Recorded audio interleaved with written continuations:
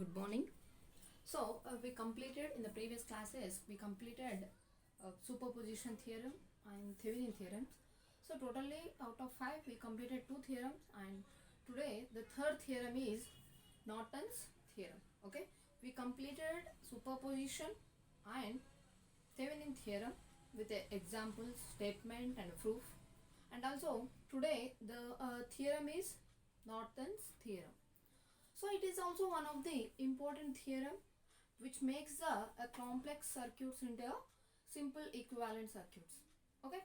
Now, according to the Norton's theorem, the statement of the Norton theorem is, listen, any two terminals of a linear network, any two terminals of a linear network, okay, if a circuit consists of a linear network system with the two terminals, it may be consists of voltage sources, current sources, or resistance sources, whatever it may be, resistance or impedance sources.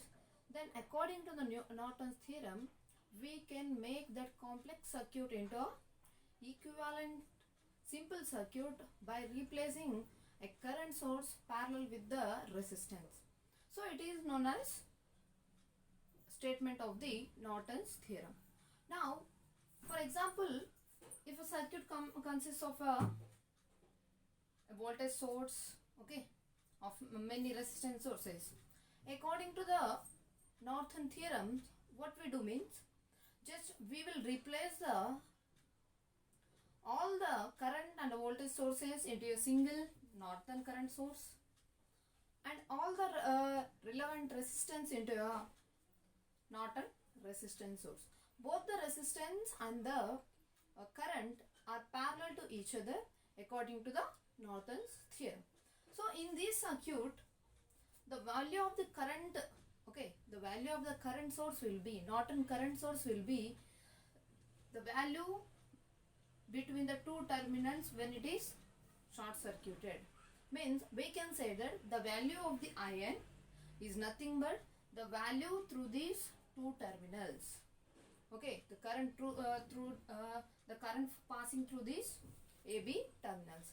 Next, and what is RN? The resistance, the Norton resistance is sum of all the resistances, all the equivalent resistances when all the energy sources are supplied to it. Means resistance is equal to the resistance measured between terminals of the network. Again, this is also known as the resistance, equivalent resistance measured between the same terminals AB.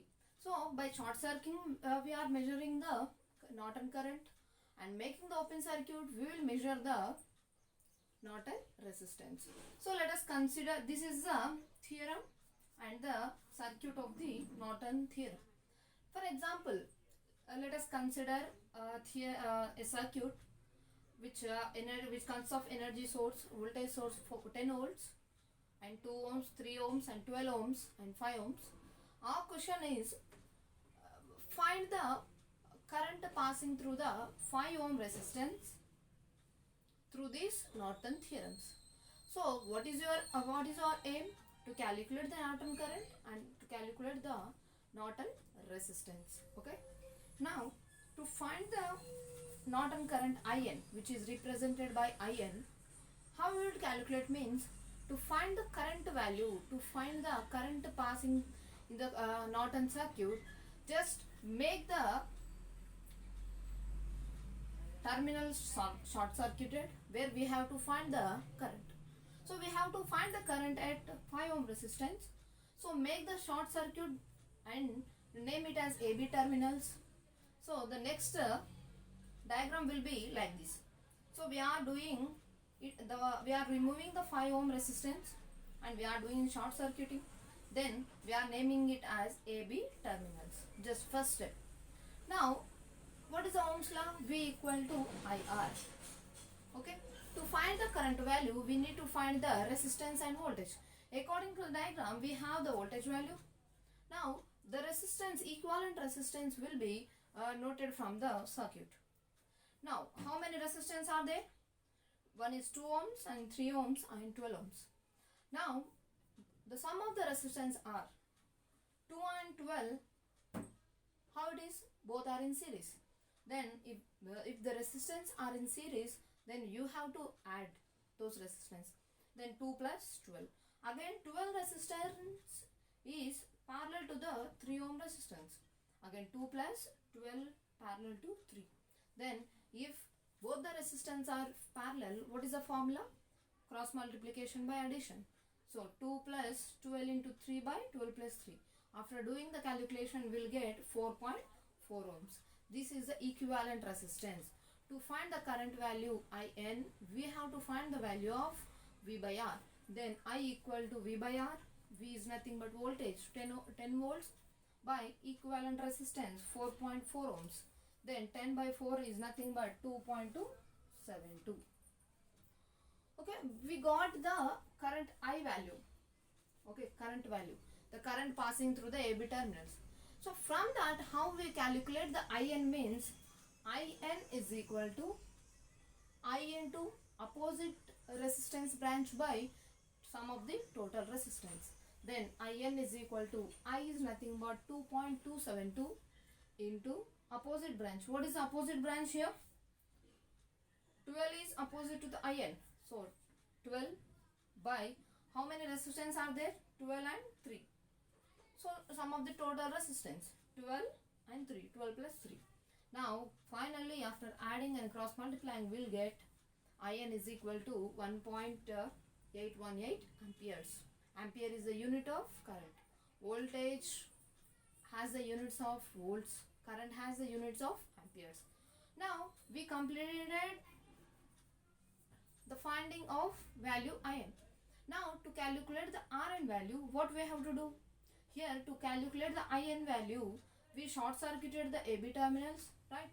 Now to calculate the same RN value, we have to make the open circuit by removing the voltage source. By removing the voltage source, make the AB terminals as open circuit. Next, what is the RN value means? How are the resistance? Drag this 2 ohm resistor to here. How will it look like? Then 2 ohms is parallel to 12 ohms plus 12 ohms is series with the 3. Then 2 into 12 by 2 plus 12 plus 3. So sum of these will be going to a resultant resistance 4.714 ohms. So we got the IN value and we got the RN value.